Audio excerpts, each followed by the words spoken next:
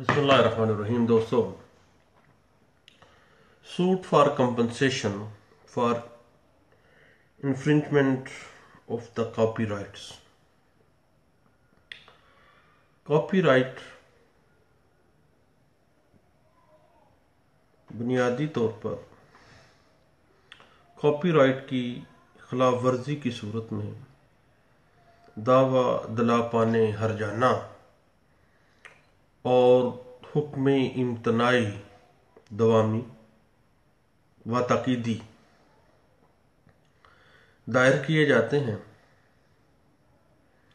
Copyrights की खिलाफ वर्जी के जो दावाजात हैं उनका इख्तियार समात डिस्ट्रिक्ट कोर्ट्स को है। डिस्ट्रिक्ट जज जो है उसकी अदालत में दावाजात कॉपीराइट्स दायर किए जाते हैं।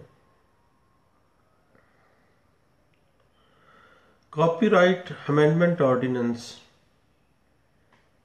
2000 उसकी एक सेक्शन है 60A।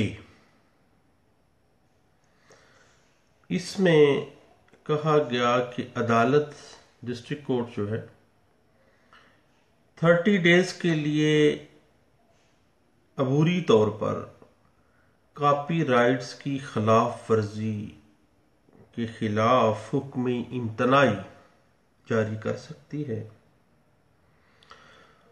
और जो कॉपीराइट्स रखने वाला मालिक है उस पर लाजिम है कि वो 1 माह की मियाद के अंदर अंदर दावा दायर करे। अगर वो दावा दायरी नहीं करता तो ऐसी सूरत में अबूरी हुक्म जो इम्तनाई है वो मनसूख तसव्वुर किया जाएगा। उसके अलावा अगर वो बंदा झूठा साबित होता है कॉपीराइट्स केस में, जिसने आके दावा दायर किया, तो मुद्दा अलैह को जो नुकसान हुआ है उस नुकसान के अलावा मुद्दा अलैह को हर्जाना भी डिस्ट्रिक्ट कोर्ट दिलवा सकती है। कॉपीराइट्स जो हैं किसी मुसन्नफ की अदबी इल्मी ज़बान के हिसाब से लसानी तसनीफ हो सकती है, कोई बुक पब्लिश की, कोई बुक लिखी, कोई सोशल ऐसा फिजिकल साइंस से मुतल्लिका कोई फरिश्त की काम, कोई ऐसी आर्टिस्टिक वर्क, कोई तस्वीर बना डाली, कोई ऐसा सॉन्ग, कोई ऐसा कंप्यूटर प्रोग्राम, कोई कंप्यूटर प्रोग्राम डिस्क बना ली है, कोई टेप बना ली है, किसी किस्म का भी कोई भी जो इंटेलेक्चुअल वर्क है वो शाया करना, मुश्तहर करना, नकल करना वगैरह प्रॉपर्टी जो कॉपीराइट्स हैं उसमें ये शामिल है।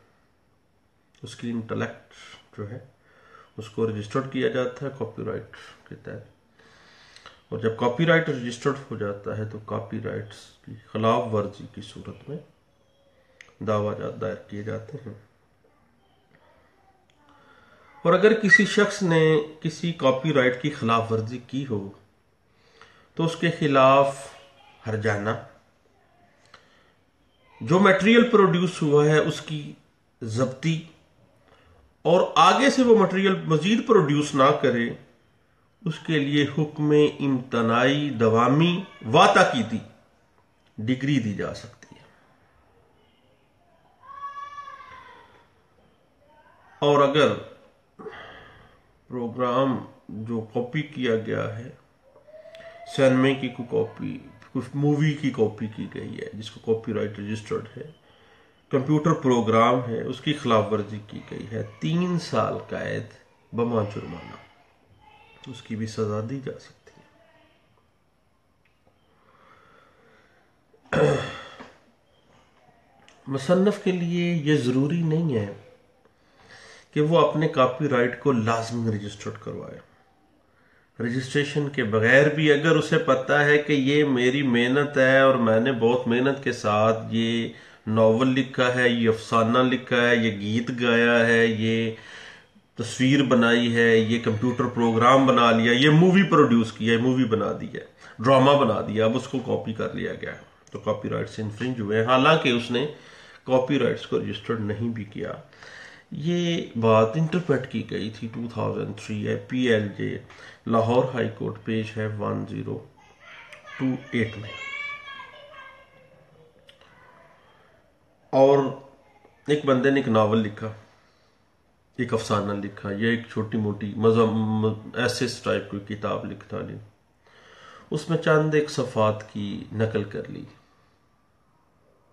चंद एक सफ़ात की। 87% प्लेजरिज्म की बात नहीं मैं कर रहा कि सारी की सारी उठा के दे दिया, एक आधा सफ़ा उठा के वहां पे प्रोड्यूस कर दिया अपनी किताब में।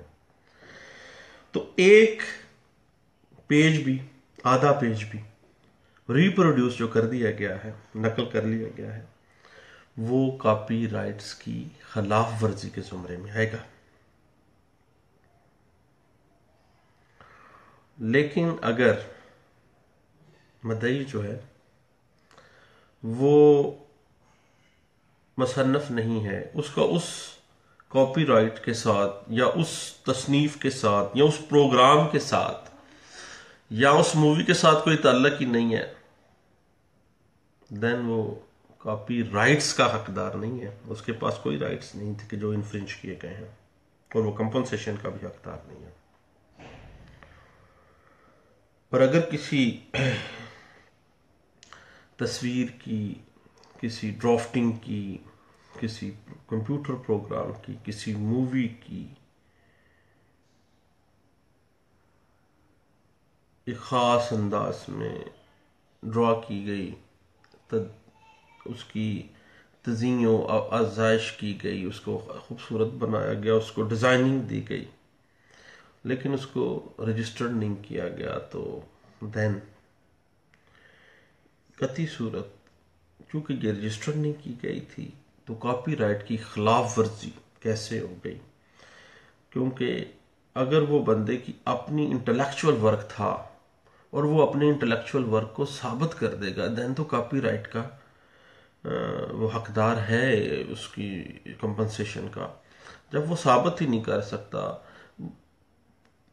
किताब लिखी फ्रांस के एक मुसन्नफ ने, अब वो बंदे ने पाकिस्तान में लाके पहली दफा पब्लिश कर दी, तो अब वो हक नहीं रखता कॉपीराइट का कि कोई और बंदा उसको पब्लिश ना करे।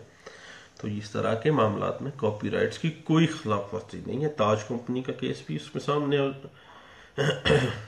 उसके अलावा कुरान पाक की तज़ीन व आसाइश के लिए जो तरीक़ाकार, जो ड्राफ्टिंग की गई, जो मखसूस ख़त में लिखा गया, एक मखसूस तज़ीन व आराइश की गई, लेकिन उस डिज़ाइनिंग को रजिस्टर्ड नहीं किया गया, तो अदालत ने कहा कि कती सूरत कोई कॉपीराइट इन्फ्रिंज नहीं हुए हैं। ये बात इंटरप्रेट की गई थी 2007 NLR SCJ, पेज है 917 में।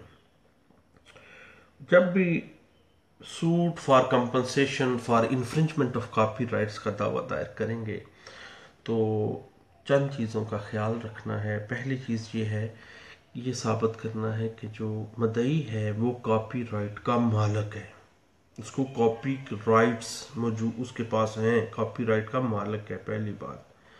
नंबर 2, ये लिखना ज़रूरी है कि जो डिफेंडेंट है, मुद्दा अलह है, उसने मदई के हकूक कॉपीराइट्स जो हैं उनकी खिलाफ वर्जी की है। जो तीसरी चीज़ आपने उसमें मेंशन करनी है वो है कि दाद रसी में मुद्दा अलह के खिलाफ हुक्म इम्तनाई की आइंदा अशायत या पब्लिश करने से बाज रखा जाए। यानी आने वाले वक्त की भी दाद रसी ये है कि एक दफ़ा तो उसने कॉपीराइट की इन्फ्रिंजमेंट कर दी है जिसके लिए कंपनसेशन में हम आ गए, लेकिन हुक्म इम्तनाई भी जारी किया जाए कि वो इस कंपनसेशन के अलावा आइंदा के लिए उसको पब्लिश ना करे, उसकी तशहीर ना करे।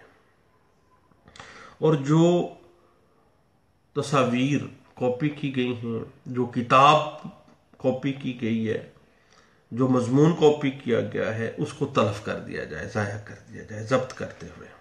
अदालत के पास इख्तियार है कि उसकी जब्त की क्या आर्डर दे दे। और जो किताब कॉपीराइट्स को इन्फ्रिंज करते हुए पब्लिश की गई, मार्केट में फ़रोख्त की गई, फ़रोख्त करने का हिसाब किताब भी लिया जाए, कितनी कॉपी छपी गई और कितनी कॉपी मार्केट में सेल आउट की गई, वो सारे वो कंपनसेशन में भी आ जाएगा। उस इन्फ्रिंजमेंट ऑफ कॉपीराइट्स की वजह से जो डैमेजेस हुए हैं, जो डैमेज हुआ है उसके डैमेजेस, उसका हर्जाना जो है वो मदई हकदार है उसको वो भी दिलाया जाए, ये लाजमी उसमें मेंशन किया जाएगा। और ये दायरी जो है वो डिस्ट्रिक्ट कोर्ट में दायर की जाएगी।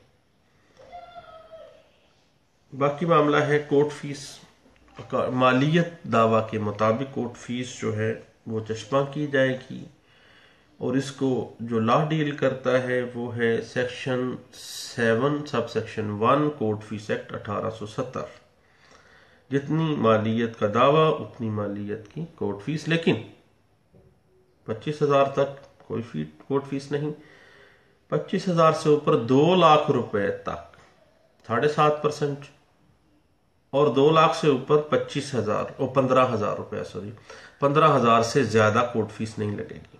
ठीक है जी। ख्वाह 1 करोड़ रुपए का दावा है, लेकिन कोर्ट फीस कितनी होगी? कोर्ट फीस सिर्फ और सिर्फ 15,000 रुपए की। हाँ, suit for compensation for infringement of copyright की लिमिटेशन कितनी है? तो according to article 40 limitation act 1908, जो लिमिटेशन है वो कॉपीराइट की जो खिलाफ वर्जी है उस दिन से 3 ईयर है, 3 साल के अंदर अंदर, 3 साल के अंदर अंदर। और एक बात जहन में रखिएगा कि हर हक जो इन्फ्रिंज किया गया है ना कॉपीराइट में, वो एक नई काज ऑफ एक्शन लेके आएगा, और नई काज ऑफ एक्शन एक नई लिमिटेशन का आगाज करेगी। मसलन एक बंदे ने आज कॉपी शॉपी है, हम कोर्ट में नहीं गए, 1 माह बाद फिर कोर्ट शॉप दी उसने वो किताब, 5 माह बाद फिर कर, तो हर काज ऑफ एक्शन, हर जो राइट इन्फ्रिंज किया गया वो एक नई काज ऑफ एक्शन लाया है और नई लिमिटेशन। लेकिन लिमिटेशन क्या होगा? Under article 40 limitation act 1908 3 year है। चंद बातें थी जो कॉपीराइट सूट्स के हवाले से थी, मैंने कहा दोस्तों से शेयर करते हैं। आपका शुक्रिया। अल्लाह हाफिज।